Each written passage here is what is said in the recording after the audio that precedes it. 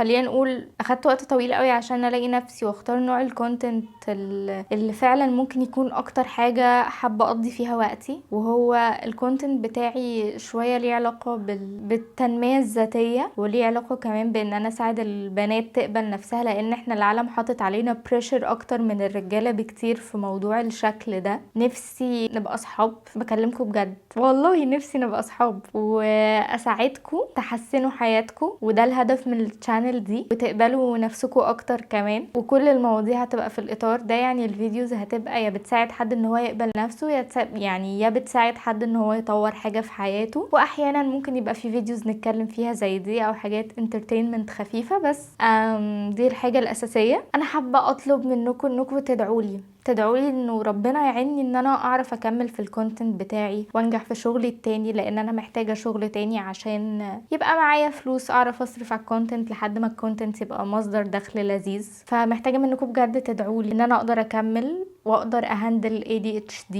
انا بحلم ان انا ابقى متشافة اكتر من كده بكتير، وبحلم ان انا ابقى جزء من رحلتكم وابقى بساعدكم، وبحلم ان انا ابقى جزء من رحلتكم في تقبل نفسكم اكتر، وانكم تبقوا مرتاحين مع نفسكم اكتر. انا مش عارفة ممكن تكونوا حابين تعرفوا ايه عني تاني، بس اي حاجة حابين تعرفوها عني اسألوني في الكومنتس، وهعمل فيديو اجاوب على كل الاسئلة واقول لكم كل حاجة انتم ممكن تكونوا حابين تعرفوها عني. ده جزء صغير من شخصيتي، وان شاء الله اعمل فيديوز تانية وتعرفوا عني اكتر، وانا كمان اعرف عنكم اكتر، ونبقى صحاب.